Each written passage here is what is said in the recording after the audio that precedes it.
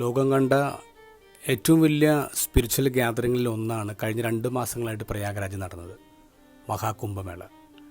കോടിക്കണക്കിന് ആൾക്കാരാണ് പുണ്യനദിയായ ഗംഗയിൽ വന്ന് മുങ്ങി പാപം തോർത്തി പുണ്യം നേടിപ്പോയത്. ഇന്ന് അതിനേക്കാളും വലിയൊരു സ്പിരിച്വൽ ഗ്യാതറിംഗ് ആണ് ലോകത്ത് നടക്കുന്നത്.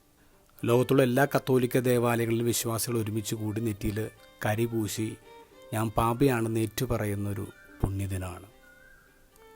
ഫേസ്ബുക്കും ലൈക്കിനും മുമ്പ്, എക്സിനും ഹാഷ്ടാഗിനും മുമ്പ് സഭയിൽ ലെൻറ്റും ഹാഷ്ടാഗും ഉണ്ട്.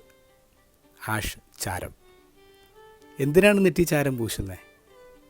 അതൊരു മാജിക്കലായിട്ടുള്ളൊരു കാര്യമല്ല, അതൊരു സാക്രമെൻ്റ് അല്ല. അത് സിംപ്ലി പറയുന്ന ഇത്രേ ഉള്ളൂ, സിൻസ് ആർ വേർത്ത്ലെസ്. വിലകെട്ടതാണ് പാപം.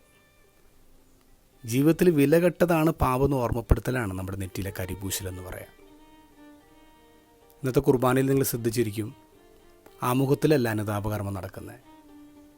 സുവിശേഷം കഴിഞ്ഞിട്ടാണ് അനുതാപകർമ്മം. കരിപൂശൽ അനുതാപകർമ്മമാണ്. നമ്മളതൊരു അലങ്കാരമായിട്ടാണ് കാണുന്നത്. അത് അലങ്കാരമല്ല, അത് അനുതാപമാണ്. ഞാൻ പാപിയാണെന്നുള്ള ഏറ്റുപറച്ചിലാണ്. മധ്യനൂറ്റാണ്ടിലാണ് സഭയിൽ ഇങ്ങനൊരു കാര്യം തുടങ്ങുന്നത്. അന്ന് എല്ലാവരുടെ നെറ്റിയിൽ കരിപൂശില്ല. ബിഷപ്പ്മാർ അന്ന് പബ്ലിക് സിന്നേഴ്സിൻ്റെ നെറ്റിയിൽ മാത്രമാണ് കരിപൂശുന്നത്. വിഗ്രഹാരാധന, വ്യഭിചാരം, കൊലപാതകം ചെയ്ത പബ്ലിക് സിന്നേഴ്സിനെ, മോർട്ടൽ സിൻസ് ചെയ്ത ആൾക്കാരെ നെറ്റിയിൽ കരിപൂശിയിട്ട് പള്ളിക്ക് പുറത്ത് നിർത്തും. പക്ഷെ ഇന്നങ്ങനെയല്ല. ഇന്ന് നമ്മളെല്ലാവരും നെറ്റിയിൽ കരിപൂശാണ്. എന്തിനാണ്? ഞാൻ പാപിയാണെന്ന് നെറ്റ് പറയാൻ.